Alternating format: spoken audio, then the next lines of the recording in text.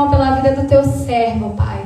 Teu servo vai trazer a tua palavra, Senhor, que ele possa ser boca do Senhor nessa noite para todos nós aqui, Senhor. Abençoa, Pai, cada vida que estará escutando essa palavra, Pai, que possamos sair daqui diferentes, Pai, no nome de Jesus. E a igreja diz? Amém. Amém. Deus abençoe.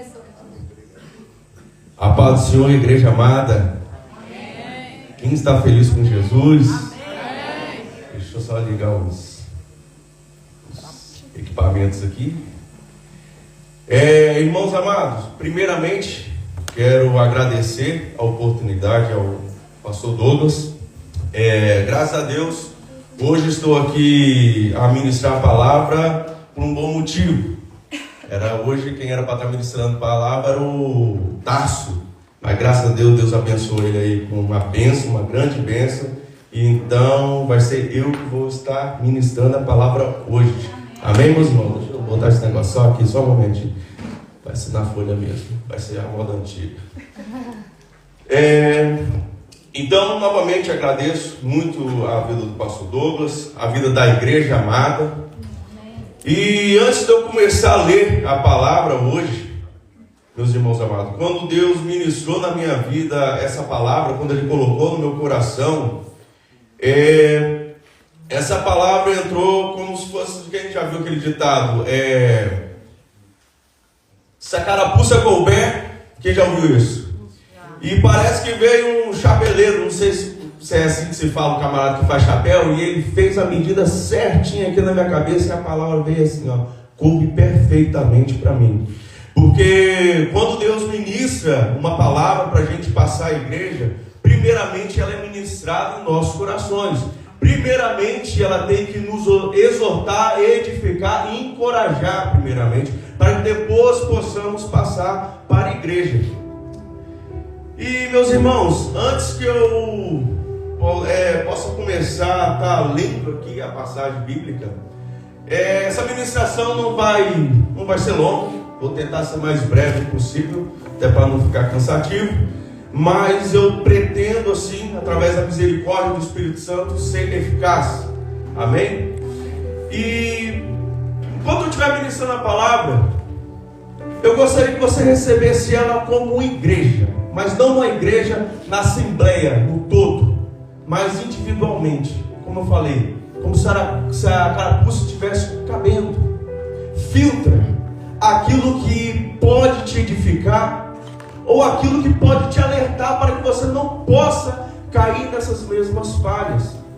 E a palavra de Deus é o que ela faz, como eu disse, ela vem para nos exortar, edificar e encorajar. Amém? Amém. Gostaria que todos os meus irmãos abrissem os seus celulares abrissem a Bíblia no livro de Apocalipse, Revelações, no capítulo 3, versículo 14. Em nome de Jesus, meus irmãos. Para ajudar aí, o livro de Apocalipse fica entre Gênesis e Apocalipse. Está por aí. É o último livro da Bíblia, ok? Vai lá no final da parte, você vai achar.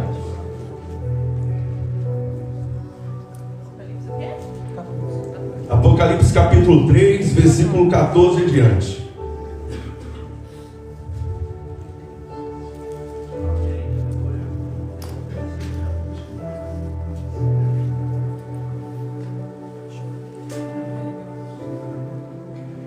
Meus irmãos, por que eu disse assim, na questão da carapuça também e tal? Porque é bom quando a gente escuta a palavra de Deus, lê a Bíblia, a gente nos examinar.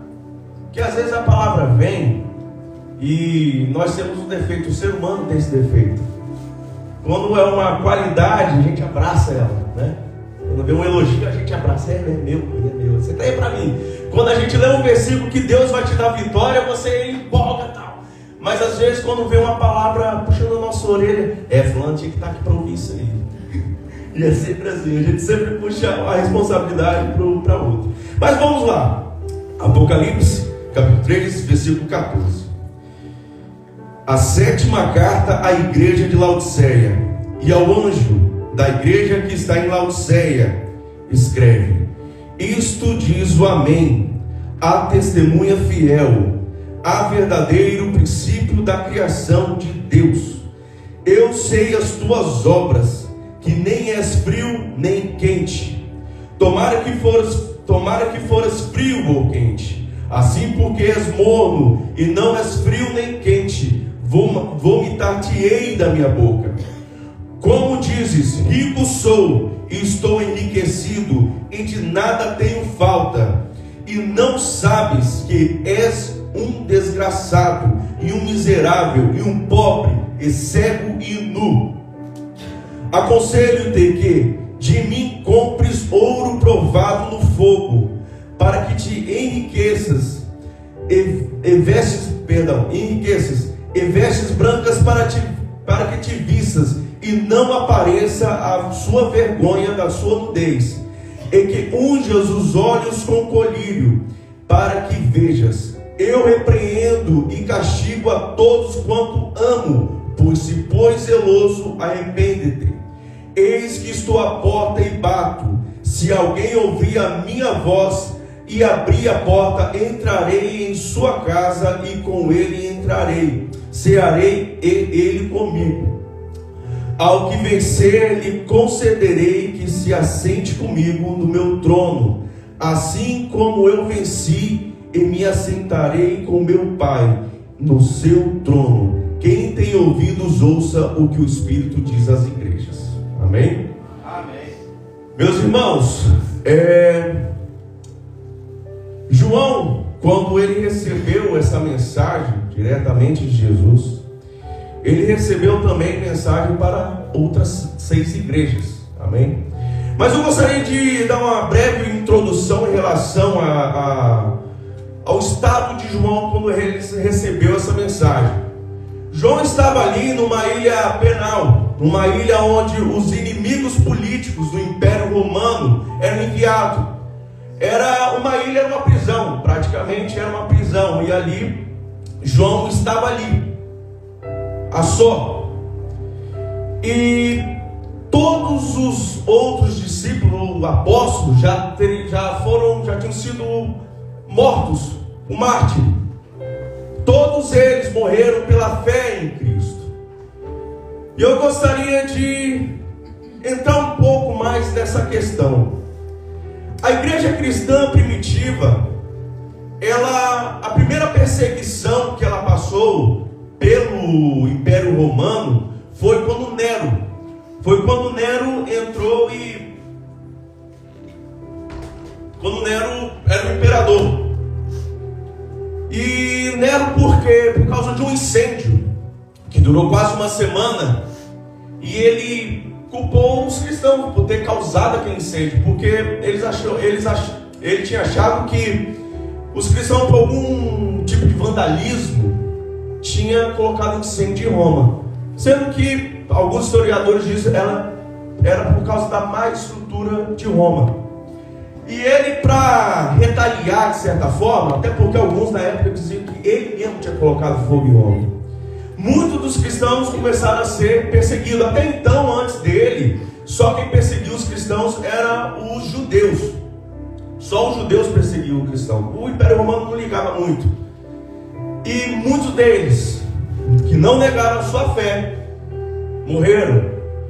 O primeiro sistema de iluminação humana foi criado por Nero, pegando os cristãos, passando piche neles, colocando estátua, queimando vivo. Pesado, né? Outros eram jogados em coliseus e eram pisados por feras. Serviam como alimento para leões, ou mortos até mesmo covardemente por soldados. E essa era a situação da igreja desde que Nero se tornou imperador em Roma.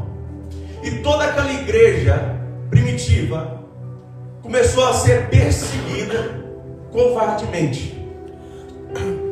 Pedro, Paulo foram os 2 primeiros apóstolos a ser mortos por Nero. Mas até então, a igreja fielmente plantada ali em terra fértil, como a Keis falou aqui, uma igreja que tinha a palavra de Deus, que amava a Deus, não porque ele ia dar algo por algum tipo de barganha, mas amava a Deus porque eles entendiam quem Deus era. Eles entendiam de onde Deus tirou eles. E eles, como Paulo diz, viver é Cristo e morrer é lucro. A visão deles já não estava mais aqui. A visão deles já estava no céu, em Deus. Que a grande vitória do cristão, você sabia que a grande vitória do cristão não é nem para o céu, é poder ver Deus.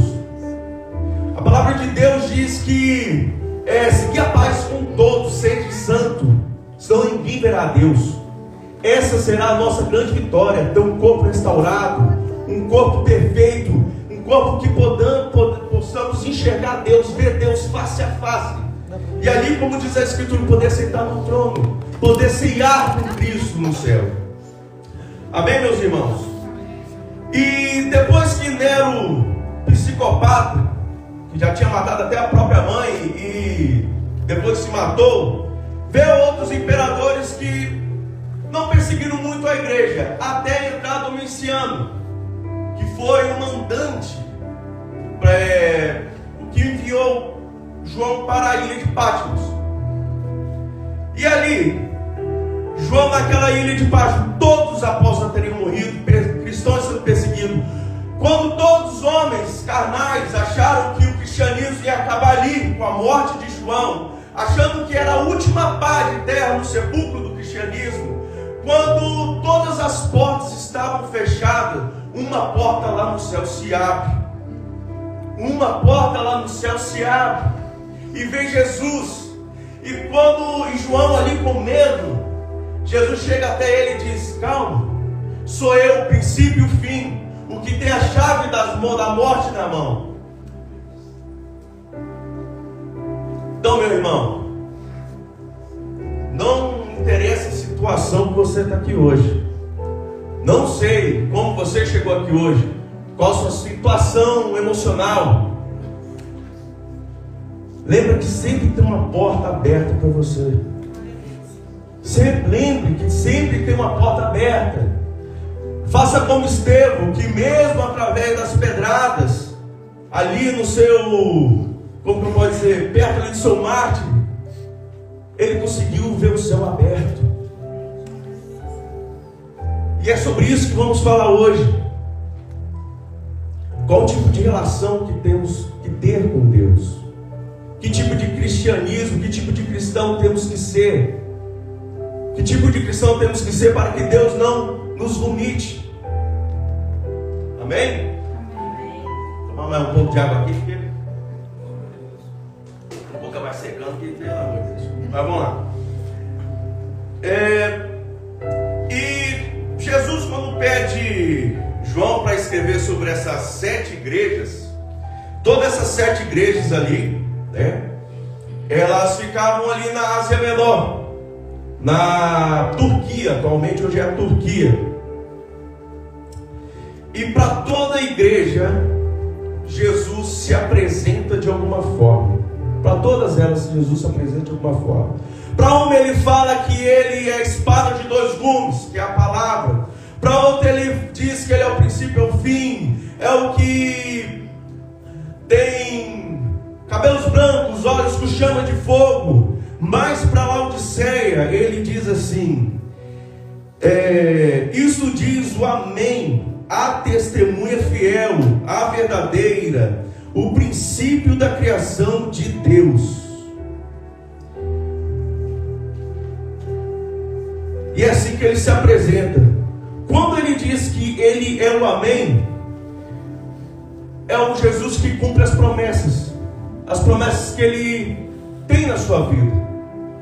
Eu não quero aqui dizer, não estou aqui para trazer prosperidade, promessa de prosperidade, que Deus vai te dar isso, vai fazer aquilo. Não, é a promessa da salvação que Ele já trouxe na sua vida. É a promessa da libertação daquilo que te coloca de mãos algemadas, aquilo que te prende. Ele tem a chave da libertação. Ele veio para te tirar do cativeiro eterno. E esses dias eu estava vendo o pastor Nicodemos dizendo assim: meu irmão, a gente só entende que a gente é salvo de verdade quando a gente entende que a gente na verdade merecia ir para o inferno. Porque esse foi o amor de Deus. Ninguém aqui é merecedor de ir para o céu. Pararam para pensar nisso? Eu não sou merecedor da salvação. Ele fez por amor. Não sei qual é o plano, porque tem coisas que, vamos ser sérios, é vago a palavra de Deus. Às vezes a gente deixa a gente crer pela fé. A verdade é essa. Mas eu sei que todo esse plano tem um propósito. Como da mesma forma que eu creio que quando as coisas não vão certo na minha vida, eu sei que Deus está por trás de tudo, porque todos os meus planos estão nas mãos de Deus. Quando não vem, eu sei que o não vem, porque Deus tem um plano por trás daquilo. Porque às vezes o não é aqui, às vezes é um livramento. Às vezes esse não é para te ensinar. Às vezes você precisa estar passando ali na prova porque Deus está te moldando. E quando a gente tem a confiança em Deus, a gente entende que até o não é bom. Aleluia. Amém. Amém.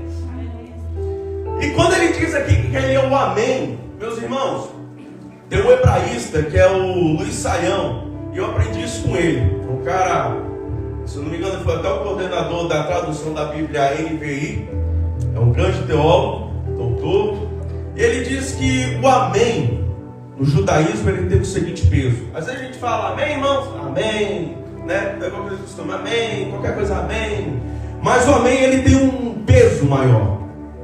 O amém para o judeu é como se fosse você estivesse no oceano e está prestes a morrer afogado. E você vê um pedaço de árvore, algo boiando ali, e eu vou me agarrar àquilo. Eu vou me agarrar àquilo, porque eu me agarrando àquilo com todas as minhas forças, eu vou me salvar. Essa é a força do amém, o assim seja. A esperança de que aquilo vai dar certo. A esperança que Jesus é o amém. Que não interessa o que a gente passar, a gente sabe que o maior propósito dele na nossa vida é a salvação. E como eu falei um pouco de perseguição da igreja primitiva, depois do 3º século, que a igreja, aqui, o cristianismo passou a ser a religião oficial de Roma, que deu uma amenizada na questão da perseguição. Mas a igreja cristã sempre foi perseguida, até hoje. Até hoje a igreja cristã ela é perseguida. E nós vivemos num cristianismo cultural, ao qual a gente não sabe o que é perseguição. Eu não sei o que é perseguição, por causa da minha fé. Eu não vou julgar a vida de ninguém, eu não sei o que cada um passou aqui, mas eu falo por mim, eu não sei o que é ser perseguido pela minha fé. Nunca me colocaram contra a parede e falaram, cara, é o seguinte, se você continuar indo para a igreja, se você continuar falando desse tal Jesus, a gente vai matar você, cara. E isso tem até hoje, meus irmãos. Tem até hoje, tem um mapa mundi, tem a gente chama janela 1040, que é uma janela no mapa que tem os países onde o evangelho não é tolerado, onde tem pessoas que nesse exato momento aqui são mortas, são torturadas e são presas e de várias formas mais brutais são mortas porque não negaram a fé. Eu não estou aqui para trazer medo, não estou aqui para jogar um balde de água fria de forma alguma, mas eu espero nunca passar por perseguição. Vou ser sincero, eu tenho certeza que ninguém aqui quer passar por perseguição, mas nós temos que estar com isso daqui preparado, porque em qualquer momento isso pode acontecer. E principalmente, não psicologicamente falando, mas espiritualmente falando. Porque se eu disser assim, chegar aí, da mesma forma que no Brasil temos alguns políticos que assinam, vai ser todo mundo preso, como aconteceu tempo atrás aí, tem gente presa até hoje. Alguém maluco aí pode subir aqui no primeiro-ministro e assinar, não vai ter mais culto cristão. Vai ser proibido o cristianismo. Do nada, isso pode acontecer. O Trump lá assinou, vai deportar todo imigrante, começou a deportar. Tem relatos de brasileiros falando que tem carro da polícia passando para cima, para baixo, atrás de imigrante. E está todo mundo lá desesperado, correndo para tentar quebrar isso. Meus irmãos, eu espero que a gente nunca passe por isso. Eu vou ser muito sério para você. Mas se isso chegasse, se nós hoje fôssemos a igreja primitiva daquela época, será que o cristianismo estaria até hoje?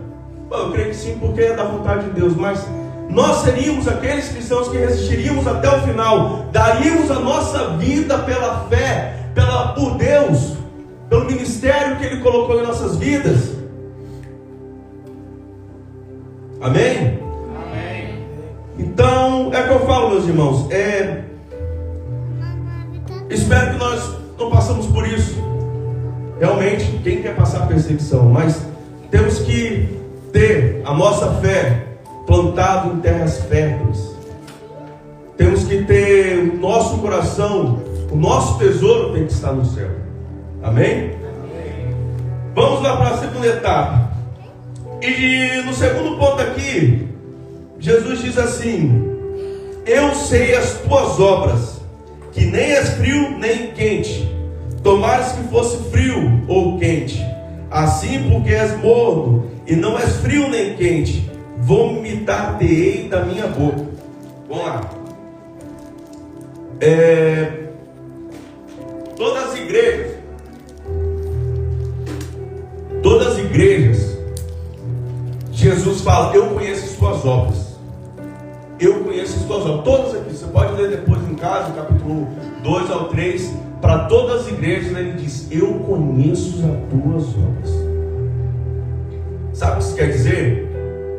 Que não interessa o que você faz, não interessa o que você fala, não interessa. Você pode vir para a igreja bonitinho, vestido bonitinho, entregar o dízimo bonitinho, ofertar, ajudar, vai fazer o que você achar que é bonito aos olhos do ser humano.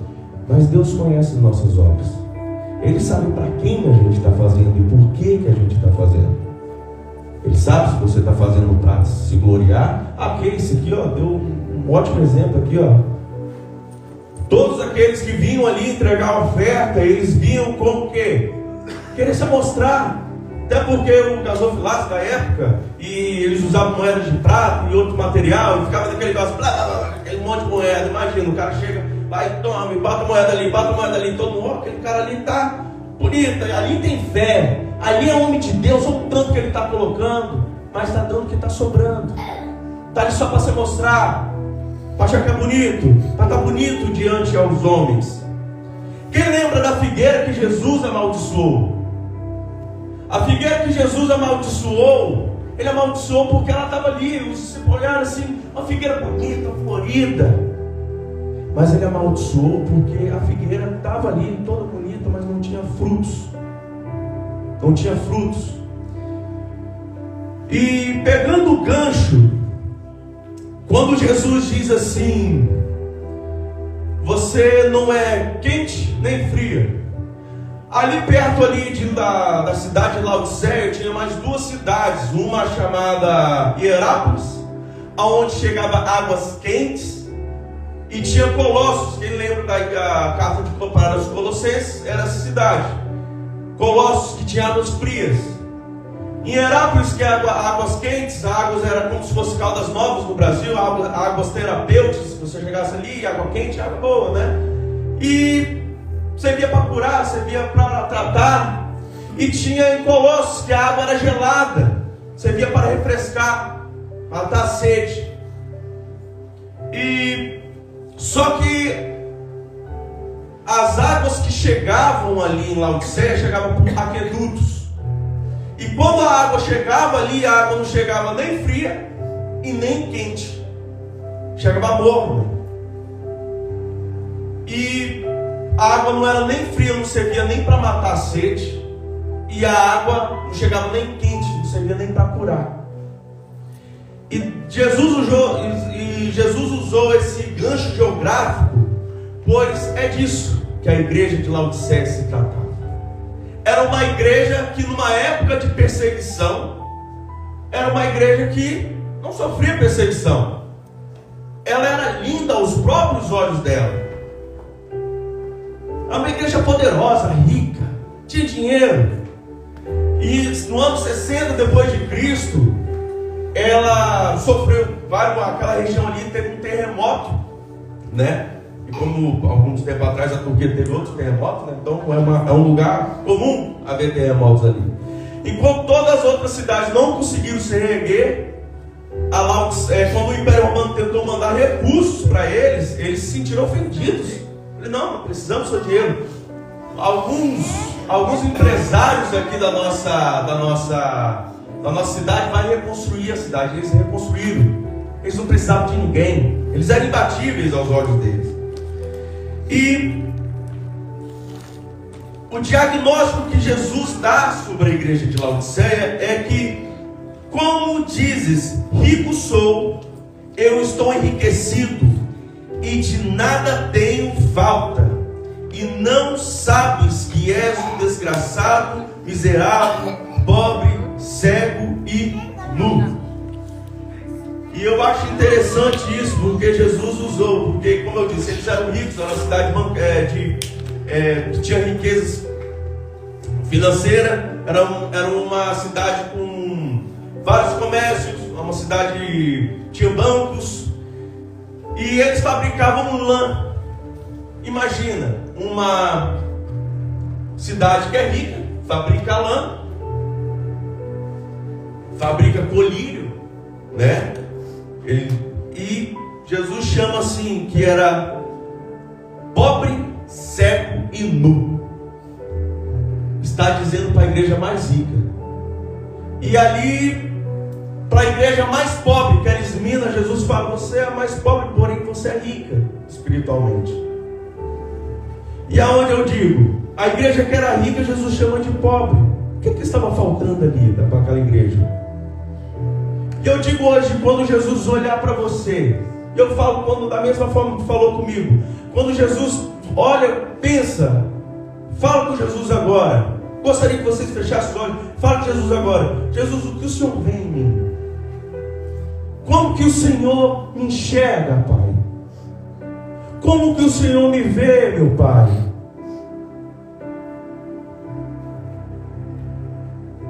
Eu estou fazendo o que te agrada, meu Deus. Eu estou fazendo aquilo, Pai. Pai, o Senhor me vomitaria por algum acaso, meu Deus.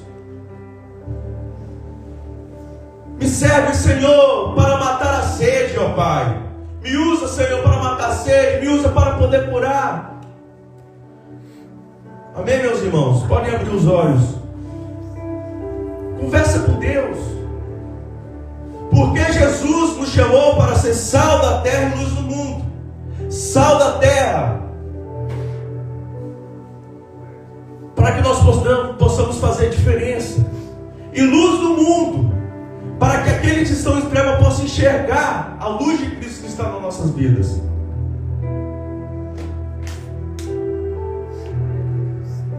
E esse era o diagnóstico que Jesus deu àquela igreja, uma igreja rica. E aí eu gostaria de falar mais um pouco, onde está o teu tesouro? Aonde você está depositando a sua fé? Aonde você está depositando a sua esperança? Na quantidade de dinheiro que talvez você possa ter na tua conta? Quando você está apertado, você fica triste? A maioria fica, né? Todo apertado. A sua alegria está dependendo da sua situação financeira? Talvez do seu status, está empregado, está desempregado. A tua esperança está em coisas físicas. A tua esperança está num novo relacionamento. A tua esperança está em pessoas. Onde está a tua esperança? E esse era o problema. Esse era o grande problema da igreja de Laodiceia. A esperança deles estava neles, no que eles tinham, no que eles eram, na riqueza que eles tinham. Não era em Deus. E eles tinham uma autoconfiança neles próprios. E Jesus nos chama para sermos totalmente dependentes deles, meus irmãos. É para isso. Eu digo para você hoje à noite, noite assim: quando você sair daqui, chegar em casa, tira um momento com Deus, busque Deus, tire um momento com Ele de intimidade. Ontem, vou prolongar muito não, mas ontem eu cheguei em casa, um dia de trabalho bem puxado, e eu estava um pouco, confesso que eu estava um pouco assim amargurado no meu coração, preocupado, algo assim. E, meus irmãos, eu tive uma experiência tão boa. Eu ajoelhei e comecei, fechei meus olhos e parece que é aquele negócio, liga na terra, liga no céu. Eu dobrei meu joelho e comecei a orar. Veio um momento de paz tão gostoso, tão bom. Sentir a presença de Deus é tão bom. Porque a propósito, às vezes a gente aceita Jesus. Um camarada que está falando de Jesus lá na empresa, o Kevin, eu falei de Jesus para ele, ele falou: o que aconteceu para você estar servindo Jesus? Você bebeu, bateu o carro, você foi preso, você entrou numa situação assim? Porque geralmente quem vai para Jesus passou, não vou falar todos, mas uma boa parte que vai para Jesus tem um passado muito puxado. Já vi vários testemunhos: que eu mexi com droga e encontrei Jesus, que não sei o que. Raramente quem está bem financeiramente, como a igreja de Laodiceia, quem está com a vida resolvida, às vezes a pessoa acha que ela é autossuficiente, não precisa de Jesus. Eu falei com ele: Kevin, vou ser muito sincero, eu voltei para Jesus porque eu senti saudade da presença dele. Amém. Que é tão bom sentir a presença de Deus, meus irmãos. Novamente, eu falo aqui, eu acho legal que o Maico, o pastor aqui, outros irmãos aqui da igreja, o Maico às vezes é o nosso evangelista aqui, em nome de Deus. Ele fala: meu irmão, eu só quero que você aceite Jesus. Se você não quer fazer parte da nossa igreja, mas vá para outra igreja. A gente não carrega bandeira de igreja aqui. A gente só quer que, se alguém estiver perdido, afastado dos caminhos do Senhor hoje, volte para Jesus. Não volte para Lagoinha, não volte para a Assembleia, não volte para a Batista, ou o que for. Volte para Jesus Cristo. Volte para Jesus Cristo, porque a nossa intimidade com Deus é única. Eu sou igreja, cada um de nós aqui somos igrejas individuais. Amém? Amém. Vamos para a próxima etapa. Então, como diz ali em Mateus, versículo